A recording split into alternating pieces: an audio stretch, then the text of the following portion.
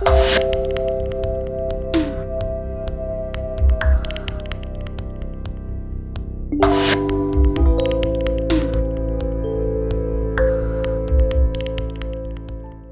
ceux qui ont besoin de bonnes nouvelles en 2020, en voici une. Malgré la crise économique et la pandémie, la récolte des raisins pour le vin se porte particulièrement bien cette année.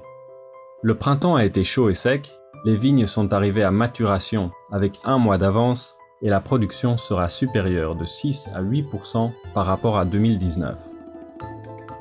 Dans certaines régions de France, les vendanges ont déjà commencé dès le mois d'août.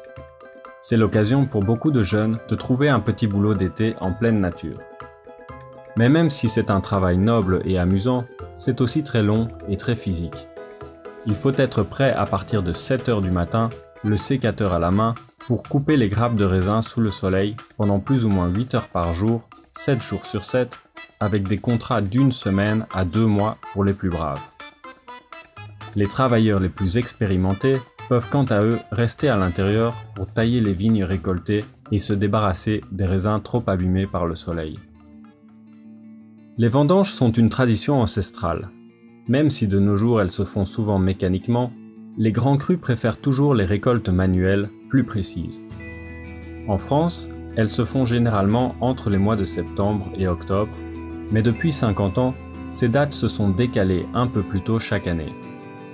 Ce décalage de date serait dû au réchauffement climatique.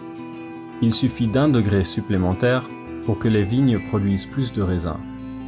Les vins sont plus alcoolisés et de ce fait, la qualité des millésimes s'améliore chaque année. Mais bien sûr, ce n'est pas sans conséquences négatives. Les domaines viticoles s'inquiètent de voir vieillir leurs vins trop vite et de ne pas être capables de prévoir leurs évolutions. Dans la culture artistique, les vendanges sont aussi une grande source d'inspiration.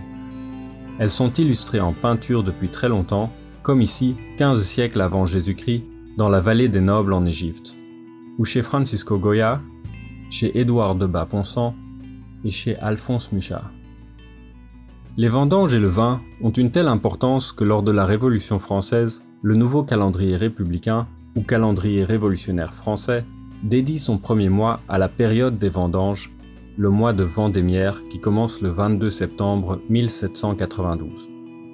Le calendrier républicain n'aura pas tenu très longtemps par contre.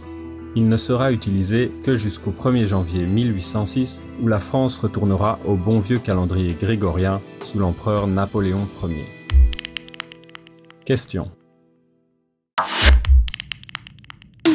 Quelles autres peintures connues illustrent les vendanges? Ont-elles été représentées sous d'autres formes artistiques? Avez-vous déjà participé à la récolte des raisins pour le vin?